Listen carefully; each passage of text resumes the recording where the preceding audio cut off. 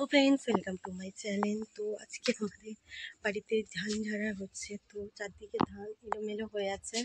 তো কি বলবো তোমাদের, তোমরা না দেখলে বিশ্বাস করবে না। আর চারদিকটা এলোমেলো, আর চারদিকটা প্রচুর কাজে ব্যস্ত। তো তোমাদের সাথে শেয়ার অবশ্যই করবো। তোমরা ভিডিওটা দেখতে থাকো, প্লিজ স্কিপ করো না কিন্তু। আর অবশ্যই আমাকে কমেন্টে জানিও কাদের কাদের বাড়িতে ধান চাষ হয়েছে বর্ষায় এবং ধান উঠছে।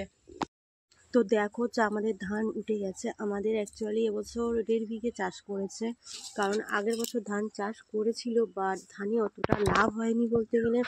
6-7 বিঘে ধান চাষ করেছে, মোটে 4-5 বস্তা ধান হয়েছে। এই বছর এই জন্য একটু কম চাষ করেছে। এই বছর কম চাষ করে বেশি ধান হয়েছে। তো তোমরা অবশ্যই বলো কারা এরকম হয়েছে কাদের সাথে। তো আমাদের তো সঙ্গে এবছর হলো, তখন আমার শাশুড়ি মা বলছে একটু বেশি চাষ করলে ভালো হতো। তো প্রায় সব পেটা হয়ে গেছে। তো আর একটু কিছু বাকি আছে, এই অল্প কটাই বাকি আছে। তো আমি খুব একটা ঝাড়িনি, আমার শ্বশুর শাশুড়ি ঝেড়েছে।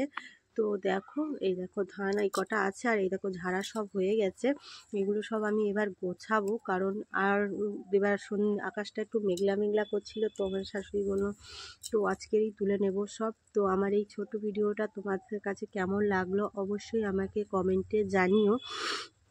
যদি আমার এই ভিডিওটা ভালো লাগে, like, comment, share and subscribe করে দিও। দেখা হচ্ছে একটা নতুন ভিডিওতে। যতক্ষণ তোমরা সুস্থ থেকো, ভালো থেকো, সবাইকে ভালো রেখো, টাটা।